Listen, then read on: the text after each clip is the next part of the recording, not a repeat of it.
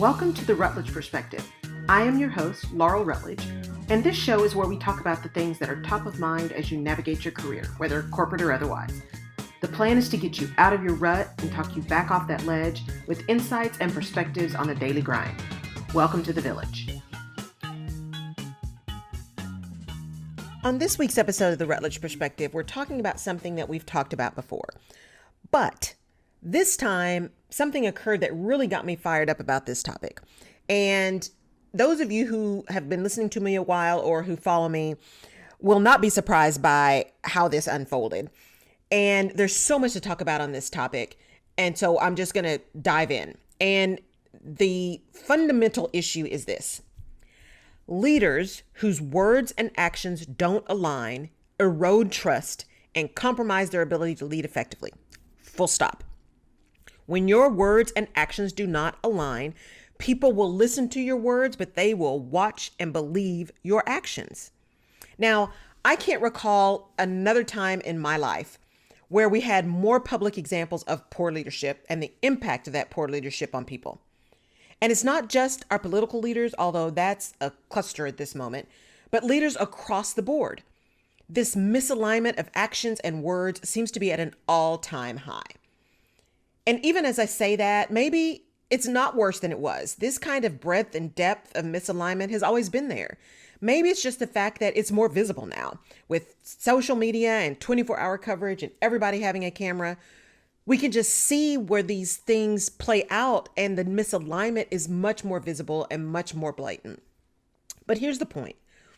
Whether it's public or whether it's just internal, the misalignment of words and actions erode trust. It stymies innovation, it stagnates organizations, because people will listen to your words, but they will believe your actions.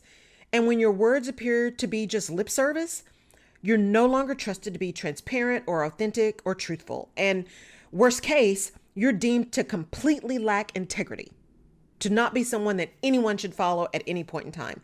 And so what you start having is all of these underground systems that begin to develop in your organization because people can't trust what you tell them. So they watch your actions and they change systems, formal and informal, to match the actions and to support the actions as opposed to the words.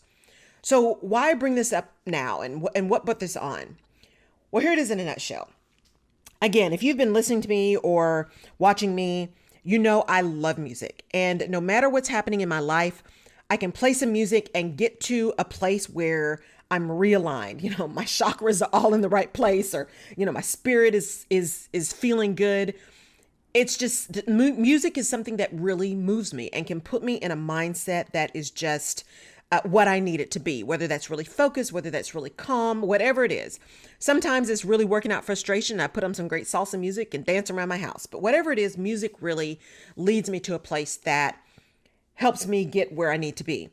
So this situation actually stemmed from something that's happened in the music industry that caught my attention this weekend. So there's been a few things, but this one really caught my attention. And the situation is this in a nutshell, and I'll dig into a little bit deeper as I go forward. Essentially, the band Lady Antebellum, and I'm going to refer to them as the band going forward, decided to change their name given what's happening socially, because they realized that the antebellum part of their name harkened back to a time of great oppression and et cetera, et cetera, et cetera.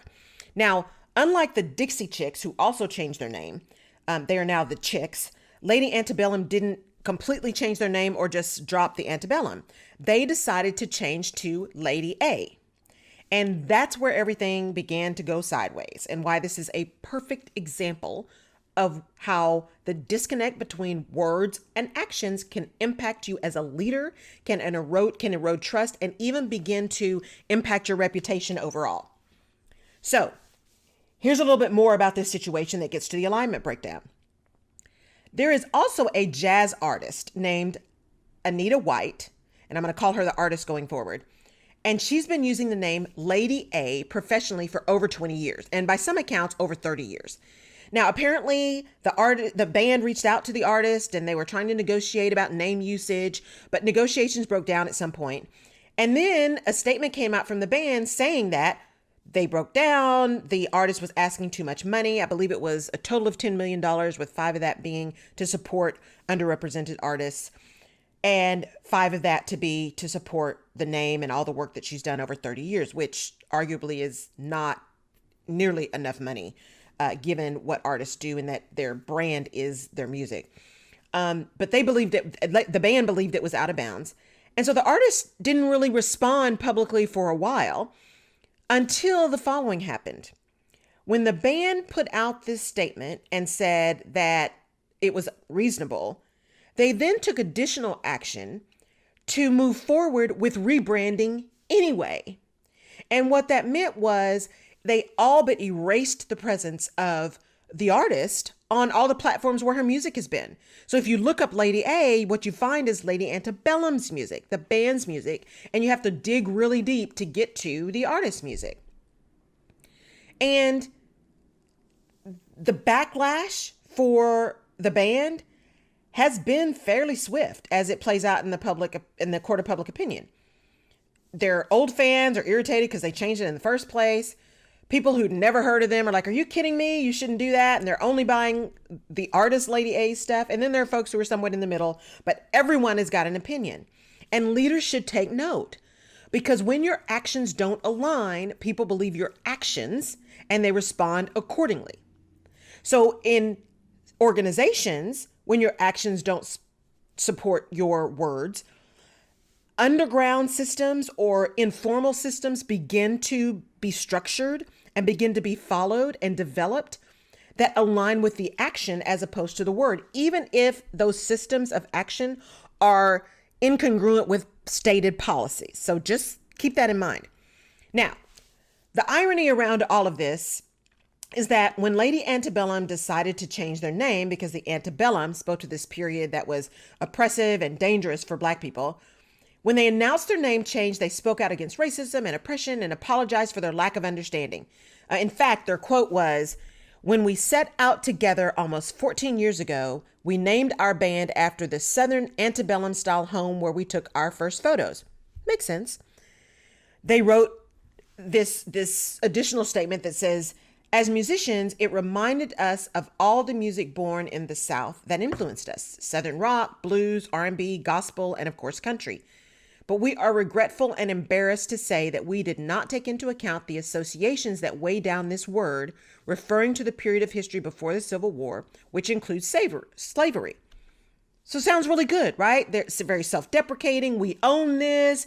We didn't know, but now that we know, we're going to do something about it. Which one would argue, how could you not know? Although looking at the way history is taught, it's not surprising, but that's a topic for a whole different discussion. But then the band took action. The band decided it was their right to use Lady A, regardless of the impact to the artist, who, wait for it, is a Black female artist. So supposedly the ally took privileged action. So was it really about getting away from the name that was not representative of how they feel and what they believe? Or was it simply a bandwagon move in the current environment to appeal to new fans and show how woke they are, quote unquote? Their actions would say it was the latter, which means their words were not aligned with their actions. They didn't change because they believed it was the right thing to do, but rather for public relations or truly economic reasons. Now, I'm not going to go and get into arguments about trademark infringement and all of that kind of stuff because I'm not an IP attorney, although my attorney is one of the ones that sent me one of the latest articles about this. And yes, Lady Antebellum holds a trademark on Lady A. However, by all accounts, Anita White has first commercial use, which actually calls into question the validity of the trademark. But I'm not going to get into all that. We'll let the lawyers fight it out because they will eventually.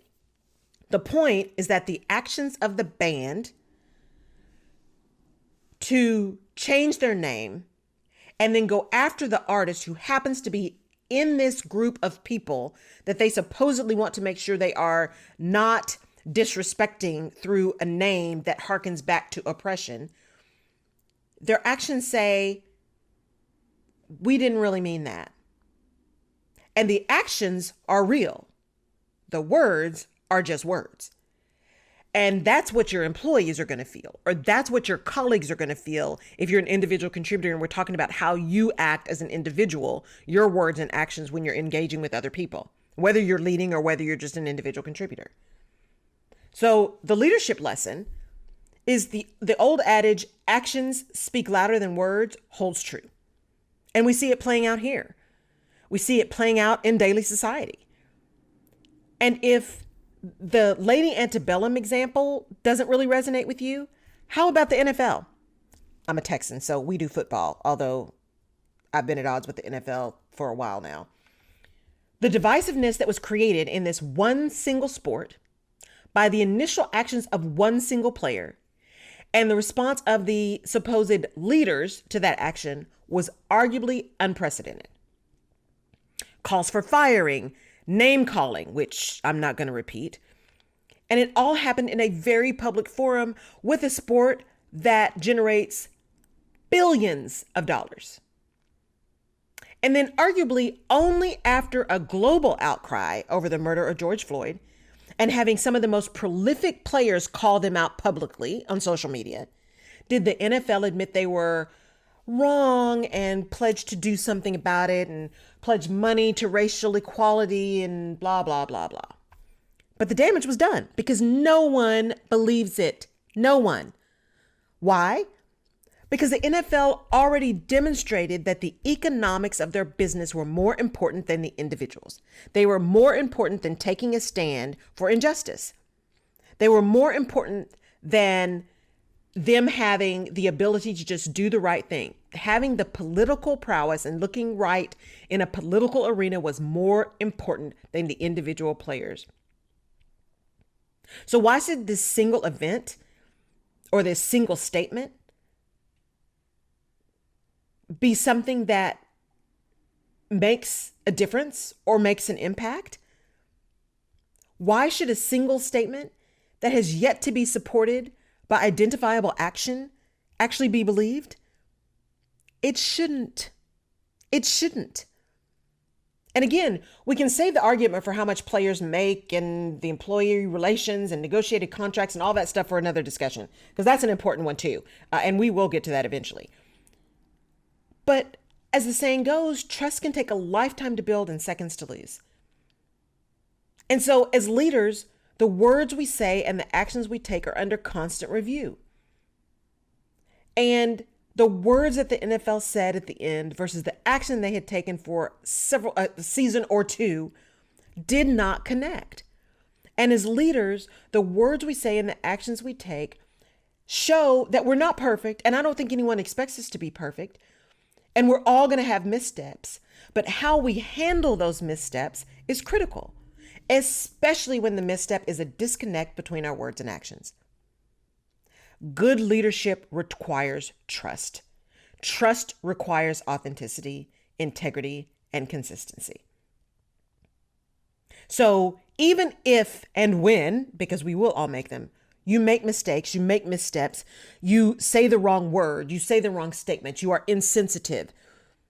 Your ability to, 1, be aware of that, 2, acknowledge it, and 3, rectify it are the 3 things that are most crucial to you being able to repair any damage that is done to your reputation and to the thoughts of your people and your colleagues about your integrity.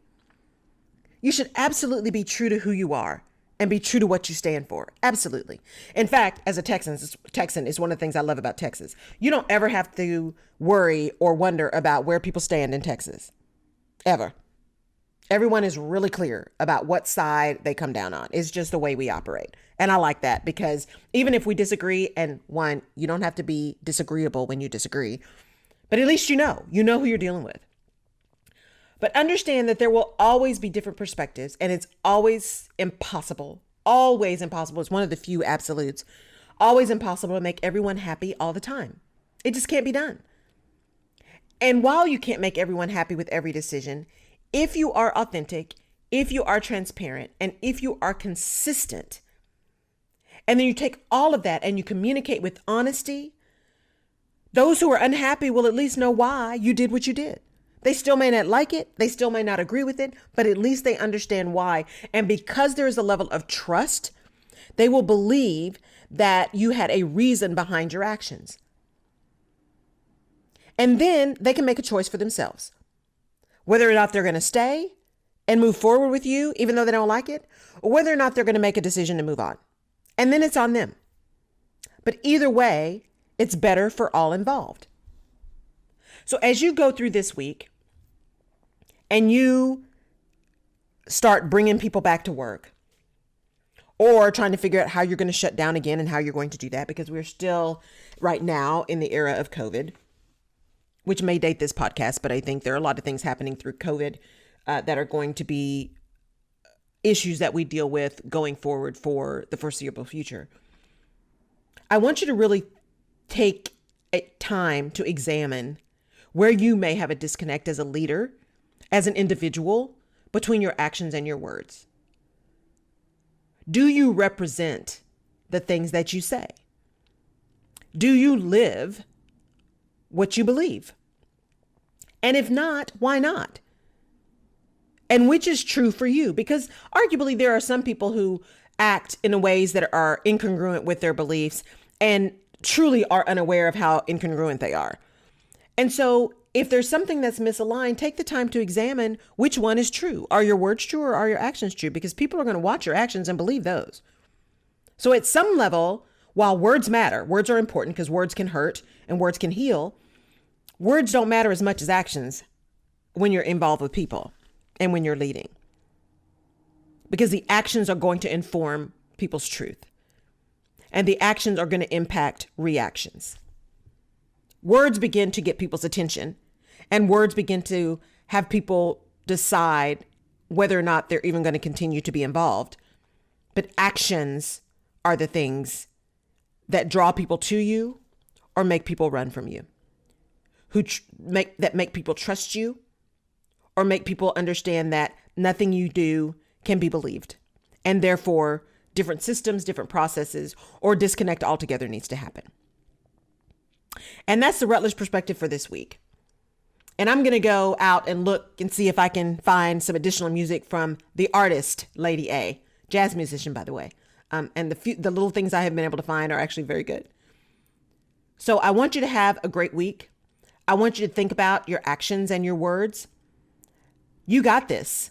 This is a way for us to get better every day. None of us is perfect, but as long as we are aware, as long as we are willing to acknowledge our missteps, we can move forward and we can bring those along with us who really are looking to us to lead.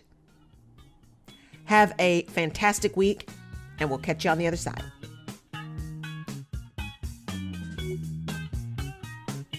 You have been listening to the Rutledge Perspective. Thank you for tuning in. If we've given you a new perspective or helped you clarify your own, please give us a 5-star rating.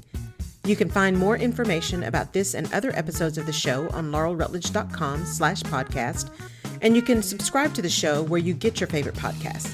You can also follow me on social media. Oh, and if there's someone you think would enjoy or benefit from the Rutledge Perspective, please pass it along. Thank you for tuning in.